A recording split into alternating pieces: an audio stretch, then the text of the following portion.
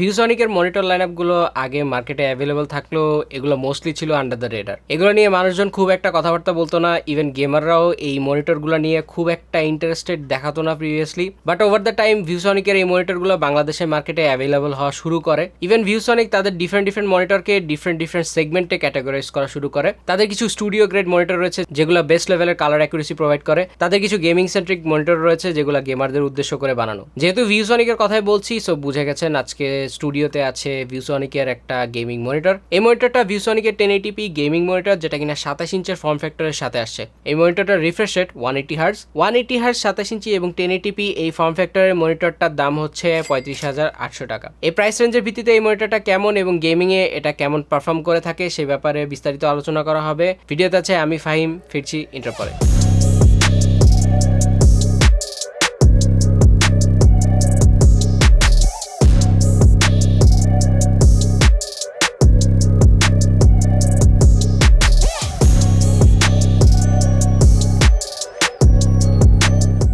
Inter পর এবার computer analysis. 27 ইঞ্চি 1080p full HD এবং 180 হার্জ রিফ্রেশ রেটের সাথে আসে এই ধরনের কিছু মনিটর এই প্রাইস রেঞ্জে রয়েছে। সেগুলো হলো MSI G274F, যেটা কিনা একটা 27 ইঞ্চের 180 হার্জের IPS full HD gaming monitor, যার দাম 29,700 টাকা। Asus TUF Gaming VG279Q3A, যেটা কিনা একটা 27 ইঞ্চি IPS 180 hertz full HD 1ms gaming monitor, যার দাম 33,500 টাকা। VSonic VX2728J, যেটা কিনা 27 ইঞ্চি 180 hertz full HD gaming monitor, যার দাম 37,500 টাকা। এবার আনবক্সিং এ কি কি থাকছে বক্স কন্টেন্ট হিসেবে সেটা দেখে নেওয়া যাক। মনিটর আনবক্স করলে সঙ্গে সঙ্গে প্রথমে আপনার চোখে পড়বে পাওয়ার অ্যাডাপ্টার, 3 পিনের এশিয়ান পাওয়ার কর্ড, একটি HDMI কেবল, বড় ম্যানুয়াল পেপার, একটি সিঙ্গেল স্ক্রু, একটি screw driver, monitor stand, triangle শেপের বেস প্লেট এবং সর্বশেষ আমাদের প্রতীক্ষিত মনিটরটি। যাই হোক, এই ট্রায়াঙ্গেল শেপের বেস প্লেট দেখে অনেকে অনেক কিছু মনে করতে পারেন। আসলে এটা ভিউসনিকের অনেকটা সিগনেচার একটা বেস প্লেট বলা চলে। এই বেস প্লেট ডিজাইন তারা অনেক আগে থেকে ইউজ করে আসছে। স্পেশালি VX বা VZ সিরিজের মনিটরে এই ধরনের ট্রায়াঙ্গুলার শেপের বেস প্লেট ভিউসনিক প্রায় ইউজ করে থাকে। এবার অ্যাসেম্বল করার জন্য আমাদের স্ক্রু ড্রাইভারের প্রয়োজন হবে, যা আমরা বক্সের সাথেই পাবো। প্রথমে বেস প্লেটের স্ট্যান্ডের সাথে কানেক্ট করতে হলে বেস প্লেটের নিচে থাকা হুকটি ব্যবহার করে দিতে হবে। এরপর স্ট্যান্ডকে মনিটরের নিচে থাকা স্লাইড বারে স্লাইড করে স্ক্রু ড্রাইভারের মাধ্যমে একটি স্ক্রু দিয়ে লাগিয়ে দিলে আমাদের অ্যাসেম্বল প্রসেসটি কমপ্লিট হবে। পেছনে মনিটরের উপরের দিকে রয়েছে স্লিম এয়ার ভেন্টস। এর ব্যাক প্যানেল প্লাস্টিক দিয়ে তৈরি, যার উপরে রয়েছে ম্যাট ফিনিশিং, তবে এতে আঙ্গুলের ছাপ ধরে রাখার প্রবণতা রয়েছে। ভিউসনিকের এই মনিটরে পিছনেই বড় করে ভিউসনিক লেখাটি, ঠিক এর নিচে রয়েছে ভেসা মাউন্ট হোল, যেটা কিনা 100x100 মিলিমিটারের। আইও পোর্টস হিসেবে এতে রয়েছে দুইটি HDMI 1.4, একটি ডিসপ্লে পোর্ট, একটি 3.5 মিলিমিটারের হেডফোন আউট। একদম নিচের দিকে রয়েছে OSD কন্ট্রোলের বাটন। মনিটরের বেস প্লেট এবং স্ট্যান্ডটি মেটালের তৈরি। এবার আসা যাক মনিটরটা সামনের দিকে 3 দিকেই মোটামুটি লেস বেজেল ছিল। মনিটরের নিচের বেজেলের ঠিক মাঝখানে রয়েছে 3টি সুন্দর পাখির ছবি, যা ভিউসনিকের আইকনিক লোগো। এর ডান পাশে রয়েছে সূক্ষ্ম একটি ইন্ডিকেটর লাইট, যা মনিটরের স্ট্যাটাস জানায়। ভিউসনিক VX2779-HD-Pro একটি 27 ইঞ্চের ডিসপ্লে, যেটা কিনা ফুল এইচডি বা 1920x1080 পিক্সেলের 180 হার্জের IPS WLED panel. WLED panel হলো একটি ডিসপ্লে টেকনোলজি যেখানে সাদা LED বা লাইট ইমিটিং ডায়োডকে ব্যাকলাইট হিসেবে ব্যবহার করা হয়। এটি LCD স্ক্রিনের পেছনে থাকে, যা স্ক্রিনে আলোর উৎস হিসেবে ব্যবহার করে। মনিটরের প্যানেলটি অ্যান্টি গ্লেয়ার এবং এতে 3H হার্ড কোটিং ইউজ করা হয়েছে। অ্যান্টি গ্লেয়ার প্যানেল হলো এমন একটি ডিসপ্লে প্যানেল যা মনিটরের উপরে আলোর রিফ্লেকশনকে কমিয়ে দেয়। এর ফলে আলোর বিপরীতে কাজ করাটা অনেকটা সহজ হয়ে যায়। 3H হলো মোহস স্কেলের একটি মাত্রা যা নির্দেশ করে যে কোটিংটি ক্যালসাইট মাত্রার হার্ডনেস সহ্য করতে পারে। 3H হার্ড কোটিং হলো একটি প্রোটেক্টিভ স্তর যা ডিসপ্লে প্যানেলের উপরে প্রয়োগ করা হয়। এইটি প্যানেলকে কিছুটা স্ক্র্যাচ এবং ক্ষতি থেকে রক্ষা করে। যদিও মোবাইল স্ক্রিনে গরিলা গ্লাস বা এই ধরনের হার্ডনেস টাইপের গ্লাস ইউজ করা হয়, মনিটরের ক্ষেত্রে প্রোটেকশন দেওয়ার জন্য 3H টাইপের প্রোটেক্টিভ কোটিংই দেওয়া হয়ে থাকে। যাই হোক, প্যানেলের ব্যাপারে আরো বিস্তারিত কথাবার্তা বলা যাক। এই প্যানেলটি 16.7 মিলিয়ন বা 8 বিটের প্যানেল বলা হয়। প্রকৃতপক্ষে এটি একটি 6 বিট প্লাস FRC প্যানেল। এর পিক্সেল পিচ 0.311 ইন্টু 0.311 মিলিমিটার এবং পিক্সেল ডেন্সিটি হলো 81 ppi।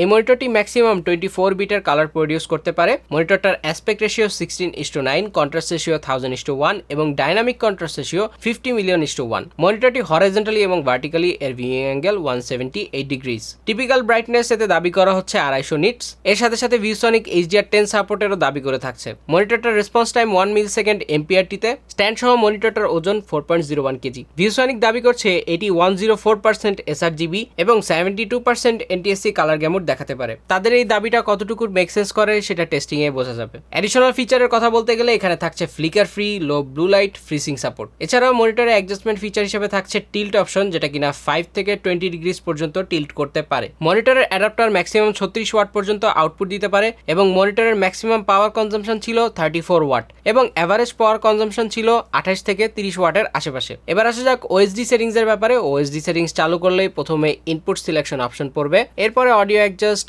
এবং ভিউ মোডের অপশনগুলো। ভিউ মোডে রয়েছে বিভিন্ন কালার প্রিসেট যেমন FPS, RTS, মোবা, মুভি, ওয়েব, টেক্সট এবং ম্যাক মোড। এর পাশেই রয়েছে কালার অ্যাডজাস্টমেন্টের মতো অপশন, যেখানে brightness, colour temperature, saturation control করা যায়। কালার অ্যাডজাস্টের সঙ্গে আসে ম্যানুয়াল ইমেজ অ্যাডজাস্ট এবং এর সাথে সাথে অন্যান্য সেটিংস এর পাশাপাশি HDR, ওভারক্লকিং সহ আরো কিছু অপশনস রয়েছে। মনিটরের স্পেসিফিকেশন এবং খুঁটিনাটি নিয়ে অনেক কথাবার্তা হলো। এবার আসা যাক টেস্টিং সেগমেন্টে। টেস্টিং সেগমেন্টে আমরা আমাদের টিপিক্যালি স্পাইডার 5 LED ইউজ করে থাকি। এক্ষেত্রেও তার ব্যতিক্রম না, আমরা স্পাইডার 5 LED দিয়ে এই মনিটরটার কালার গ্যামুট টেস্ট করার চেষ্টা করেছি, অলসো এভারেজ ডেল্টাইও টেস্ট করার চেষ্টা করেছি। FPS গেম মোডে আমরা পেয়েছি 94% sRGB, 81% Adobe RGB, 84% DCI-P3, 78% ATSC colour গ্যামুট। এখানে আসলে লক্ষণীয় ব্যাপার হচ্ছে যে ভিউসনিক দাবি করছে 104% sRGB এর কথা, কিন্তু আমরা আমাদের টেস্টে 94% এর উপরে sRGB কালার গ্যামুট আসলে পাইনি। আমরা দুই ধরনের সফটওয়্যার এখানে ইউজ করেছি, একটা ছিল ডিসপ্লেক্যাল আর একটা ছিল স্পাইডার 5 এলিটের ডিফল্ট সফটওয়্যার। দুটো সফটওয়্যারে আমরা প্রায় মাল্টিপল, ইভেন দো বলতে গেলে 20 বারের বেশিও আমরা টেস্ট করে ফেলেছি এবং প্রত্যেকবারই 94% এর উপরে আমরা এর sRGB ভ্যালু পাইনি। এক্ষেত্রে আমরা ডিফারেন্ট লাইট কন্ডিশনেও এই মনিটরটাকে টেস্ট করেছি। সব ক্ষেত্রেই এই মনিটরটার sRGB রেজাল্ট ছিল 94%। এই 94% sRGB আসার মূলত দুইটা কারণ হতে পারে। একটা কারণ হতে পারে ভিউসনিক যে প্যানেল এখানে ইউজ করেছে সেই প্যানেলটা হয়তো বা স্পাইডার সামহাও ডিটেক্ট করতে পারছে না। আরেকটা কারণ হতে পারে এই মনিটরের সারফেসে যে ধরনের কোটিং ইউজ করা হয়েছে সেই কোটিংটার কারণে স্পাইডার 5 এলিটের ডিটেকশন করতে কোনোভাবে ইস্যুজ হচ্ছে। এই রেজাল্টটা অনলি sRGB এর ক্ষেত্রেই আমরা কম পেয়েছি।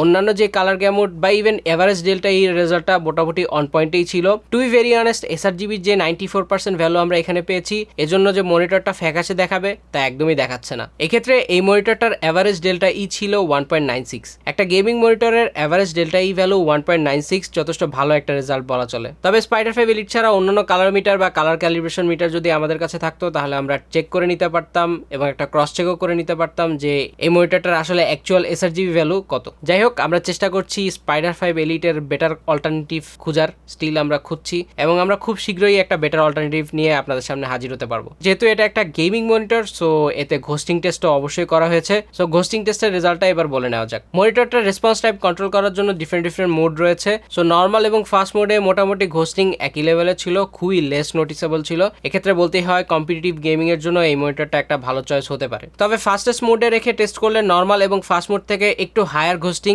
এবং ব্লারিনেস লক্ষ্য করা যাচ্ছে। এক্ষেত্রে ফাস্টেস্ট মোডে রেখে গেম খেললেও কোনো ধরনের অসুবিধা ফিল হবে না। MPRT অন রেখে টেস্ট করলে রিভার্স ঘোস্টিং দেখা যাবে, যা গেমিং এক্সপিরিয়েন্সে তেমন কোনো প্রভাব ফেলবে না। তবে এক্ষেত্রে বলে রাখা ভালো, আপনি যদি প্রিভিয়াসলি হায়ার রিফ্রেশ রেটের মনিটর এক্সপিরিয়েন্স করে থাকেন, এই ধরনের ঘোস্টিং একটু মনোযোগ দিয়ে দেখলে হয়তোবা চোখে পড়লেও পড়তে পারে। এই জিনিসটা টোটালি আপনার ভিশনের উপরে ডিপেন্ড করে, যেটা ইউজার টু ইউজার আসলে ভ্যারি করে থাকবে। এবার আসা যাক ব্রাইটনেস টেস্টের ব্যাপারে। সবসময়ের মতো আজকেও আমরা ব্রাইটনেস টেস্ট করি লাক্স মিটার দিয়ে। আমাদের এভারেজ ব্রাইটনেস পেয়েছি 358 থেকে 368 নিটসের আশেপাশে। এক্ষেত্রে আমরা সর্বোচ্চ ব্রাইটনেস পেয়েছি 407 নিটস। এছাড়া ব্লিডের কথা বলতে গেলে আমাদের এই ইউনিটে কিছুটা ব্লিড ছিল, নিচের অংশে 2 কোণে ব্লিড দেখা যাচ্ছে, তবে কোনো রকম গ্লো আমরা লক্ষ্য করিনি। যেহেতু IPS প্যানেল, গ্লো বা ব্লিড থাকা খুবই কমন ব্যাপার। এক্ষেত্রে এই গ্লো বা bleed unit to unit vary করে থাকে। সো যদি বেশি পরিমাণ গ্লো বা ব্লিড হয় অবশ্যই আপনারা আপনাদের সেলারের সাথে কন্ট্যাক্ট করতে পারেন, সো দ্যাট আপনারা অ্যাটলিস্ট একটা রিপ্লেসমেন্ট বা অ্যাটলিস্ট একটা সাপোর্ট পেতে পারেন আর কি। এবার আসা যাক ইউজার এক্সপিরিয়েন্সের প্রসঙ্গে।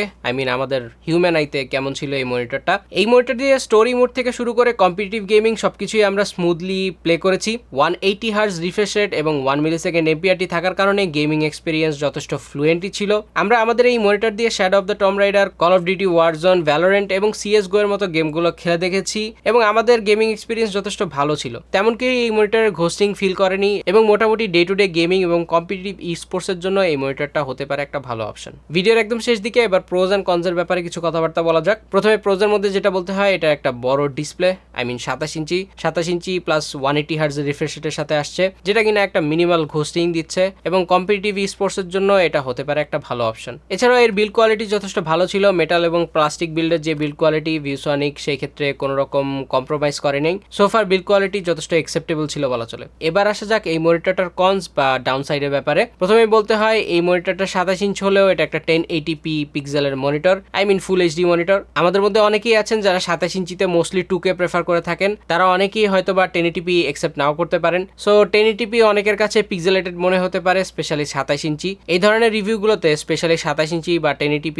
মনিটরের রিভিউতে আমি প্রায়ই বলে থাকি যে যদি আপনি কোনো অপেক্ষাকৃত ছোট মনিটর এক্সপিরিয়েন্স করে থাকেন যেটার পিক্সেল ডেন্সিটি বেশি, সেই তুলনায় আপনি যখন এই মনিটরটার দিকে তাকাবেন এর পিক্সেল ডেন্সিটি কম হওয়াতে আপনি অনেক কিছু ব্লারি বা আপনার অনেক কিছু পিক্সেলেটেড মনে হতে পারে। সো এই ক্ষেত্রে এই মনিটরটা প্রাইমারি মনিটর হিসেবে অনেকের কাছে অ্যাকসেপ্টেবল হলেও সেকেন্ডারি মনিটর হিসেবে এই মনিটরটা অনেক ক্ষেত্রে অ্যাকসেপ্টেবল নাও হতে পারে due to is low pixel density, এবং 27 ইঞ্চি 1080p অনেকের কাছে অ্যাকসেপ্টেবল নাও হতে পারে। সেকেন্ড যে পয়েন্টটা সেটা হচ্ছে এইচডিআর। এই মনিটরটা বেসিক্যালি 250 নিটস পর্যন্ত ক্লেম করে তাদের ব্রাইটনেস, অ্যান্ড আমরা সর্বোচ্চ 407 নিটসের মতো পেয়েছি, এবং এই ব্রাইটনেসটাও আসলে এনাফ না এইচডিআর দেওয়ার মতো। সো এটার এইচডিআর থাকা না থাকা অলমোস্ট সেম কথাই বলা চলে। থার্ড পয়েন্ট হিসেবে বলতে হয় এর ওএসডি কন্ট্রোল হিসেবে এখনো বাটনস ইউজ করা হচ্ছে। এখনকার টাইমে বাটন ইউজ করাটা আসলে একটু বেশি হেকটিক এবং প্যারাদায়ক। সো সেই হিসাবে ওএসডি কন্ট্রোল করার জন্য জয়স্টিক ইউসেজটা আরো বেশি অ্যাকসেপ্টেবল এবং ইউজার এক্সপিরিয়েন্সটাকে আরো বেশি সহজ করে দেয়। সো এই ক্ষেত্রে সাজেশন থাকবে ভিউসনিক যাতে জয়স্টিক টাইপের ইমপ্লিমেন্টেশন করে তাদের ওএসডি ন্যাভিগেশনের জন্য। এরপরের যে ডাউনসাইড সেটা হচ্ছে যে এই মনিটরটা বিল্ড কোয়ালিটি ঠিকঠাক হলেও এই মনিটরটা হালকা বাতাসে কাপাকাপি করে। সো এটার যে মাউন্টিং মেকানিজম সেটা খুবই ফ্লিমজি ওয়েতেই কানেক্ট হয় মনিটর বডির সাথে। সো এই জিনিসটা আরো বেশি শক্তপোক্ত হলে ভালো হতো যাতে মনিটরটা রিজিড এবং স্টেডি থাকে। এক্ষেত্রে third party monitor arm use করলে হয়তোবা এই সমস্যার সমাধান করা সম্ভব। এরপরের যে পয়েন্টটা সেটা হলো এই মনিটরটার দাম। মূলত এই মনিটরটা স্টিল একটু হায়ার প্রাইসের দিকেই আছে। ভিউসনিকের অনেক মনিটর আছে যেগুলো মোটামুটি প্রাইস রেঞ্জের মধ্যে ভালোই অফার করছে, সেই তুলনায় এই মনিটরটার প্রাইস একটু বেশি। এক্ষেত্রে এই প্রাইস রেঞ্জের আশেপাশে কিছু মনিটর রয়েছে যারা কিনা 2K plus higher refresh rate offer করছে, সেই তুলনায় ভিউসনিক কম্পিটিশনে একটু পিছিয়ে গেছে তা বলাই যায়। সেক্ষেত্রে এই মনিটরটা আসলে প্রাইসের দিক থেকে যদি জাস্টিফাই করা হয় তাহলে এই মনিটরটা লেস ঘোস্টিংটাই একটা ভালো পয়েন্ট হতে পারে। ভিডিওর একদম শেষ দিকে এই মনিটরটা কাদের জন্য সেটা বলে নেওয়া যাক। আপনার মেইন প্রায়োরিটি যদি হয় গেমিং বা কন্টেন্ট ওয়াচিং